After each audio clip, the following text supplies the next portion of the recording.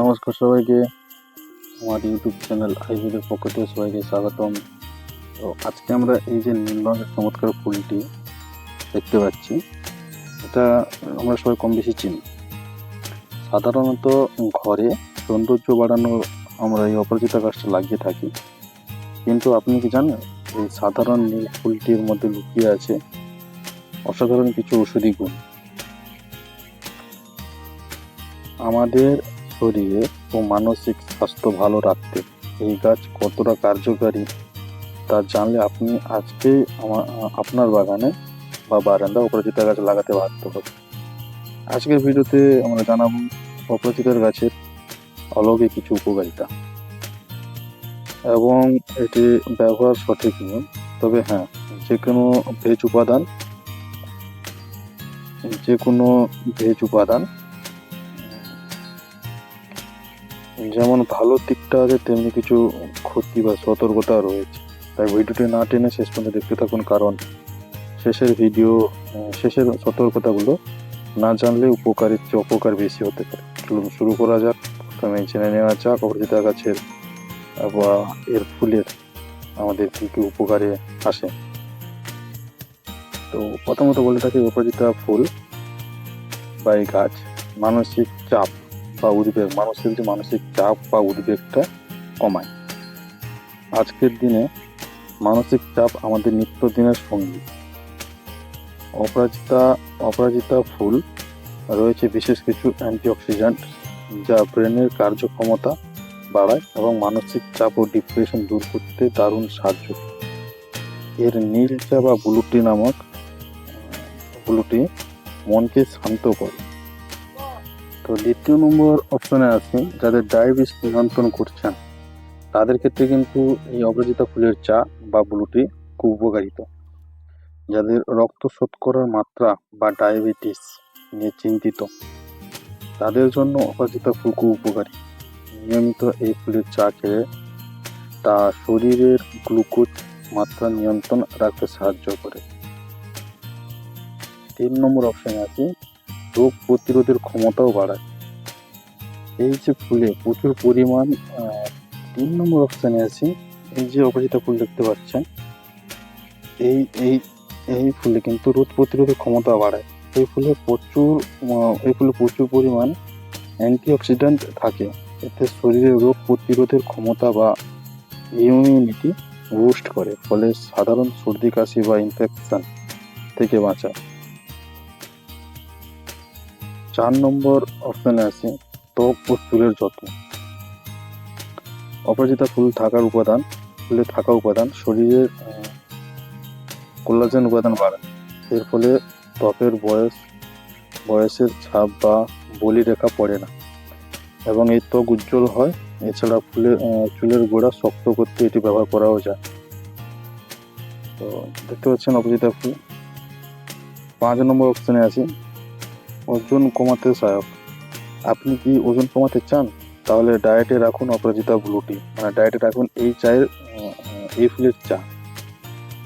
এটি শরীরের মেটাবলিজম বা হজম প্রক্রিয়া দ্রুত মেদ ঝরাতে সাহায্য করে। তো আমরা এই অপরাজিতার উপকারিতা তো জানলাম, কিন্তু এটি খাবেন কিভাবে? সহজ উপায় হলো অপরাজিতার চা বা ব্লুটি। দেখুন, এই যে ফুল দেখতে পাচ্ছেন অপরাজিতা ফুল, এর কিন্তু 4 থেকে 5টা টাটকা বা শুকনো, 4 থেকে 5টা ফুল টাটকা ফুল তুলে আনবেন। অপরাজিতা ফুল 1 কাপ গরম জল 5 মিনিট ভিজিয়ে রাখুন, গরম জলের মধ্যে ফুলটা ফেলে দিন এবং একটা ঢাকনা দিয়ে দেবেন। জলের রং যখন সুন্দর নীল হয়ে যাবে তখন ফুলগুলো ছেঁকে ফেলে দিন। এর সাথে সামান্য মধু বা লেবুর রস মিশিয়ে নিতে পারেন। একটা ম্যাজিক বলে দিই আপনাদেরকে, এই ফুলের যে চা বানাবেন, লেবুর রস দিলে ম্যাজিকের মতো এই চায়ের রং নীল থেকে বেগুনি হয়ে যায়। তা দেখতেও দারুণ লাগে এবং স্বাদও এর ভালো থাকে। তো আপনি একটু লেবু বা মধু মিশিয়ে খেতেও পারেন। তো আপনার যতগুলো 5টা অপশন বললাম, যে 5টা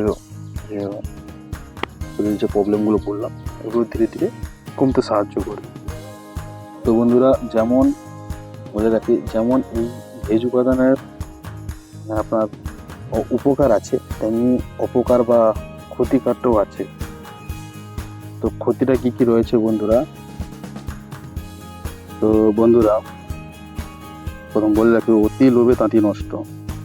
অতিরিক্ত কোনো কিছুই ভালো না, তাই অপরাজিত ব্যবহার ক্ষেত্রে এই সতর্কতাগুলো অবশ্যই মাথায় রাখবেন।